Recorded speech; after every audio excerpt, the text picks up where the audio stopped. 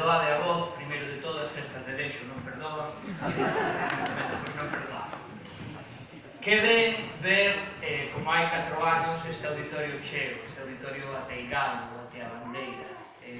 Oxalá fose así moitas veces, oxalá fosen así todos os plenos, oxalá sempre este interese veciñal polos asuntos municipais, oxalá esta participación veciñal sempre.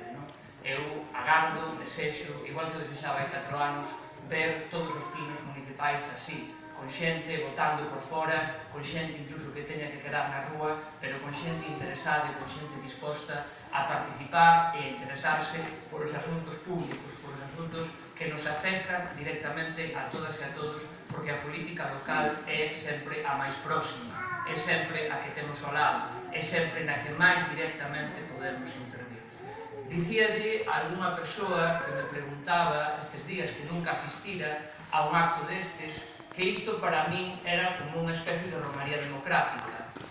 Non me equivoquei, non? Efectivamente isto que estamos vivindo hoxe é unha vez máis unha festa democrática da cal eu e o venerado Leiros nos alegramos profundamente, non? Sigo pensando en hai 4 anos, dixen daquela que o pobo é sempre o que máis ordena, que así debe ser sempre.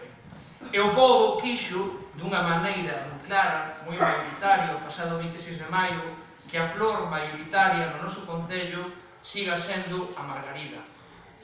Mais o pobo, que sempre ordena, quixo tamén que haxe en Oleiros outras flores e outras voces. O pobo é o que máis ordena foi unha das consignas principais do Portugal revolucionario en abril de 1974. E aquela revolución democrática tivo nunha flor o seu símbolo, o carabel, ou cravo, como moitas e moitos das persoas que estades aquí sabedes ben. E hoxe eu tamén quixen traer aquí un cravo vermello, este que vedes, coa intención simbólica de sumar a esa primavera outras flores. Esa vai seguir sendo, esa seguirá sendo sempre unha das nosas metas principais. Sumar a través do diálogo, a través da colaboración, para que Oleiros funcione aínda mellor. Apoiando sempre aquilo que sexa beneficioso para as maiorías sociais, como oposición firme tamén, pero constructiva sempre, cando sexa necesario, pero cunha intención moi clara. Porque a crítica constructiva ten sempre unha intención clara, que as cousas se fagan sempre mellor, para avanzar, para mellorar sempre. Non quero esquecer nestas primeiras palabras a todas as persoas que están e estiveron co BNG, a todas as persoas que nos apoian e que nos apoiaron e que co seu voto e o seu apoio nos axudan a seguir crecendo pasiño a pasiño, unha vez máis, nunhas eleccións municipais. O meu agradecemento persoal e o noso agradecemento colectivo como BNG. Dixen algunha vez ao longo da última campaña, reitero, tamén Salvador Allende en Chile tardou 40 anos en ser presidente de Chile.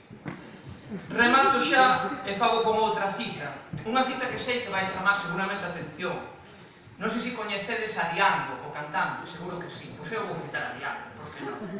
Diango, non sei se o sabíades, é un coñecido e ademais moi activo militante independentista en Cataluña. Eu tamén son independentista e por iso acabo citando a Diango. Seguro que coñecedes unha canción de Diango que se chama Alma, Corazón e Vida.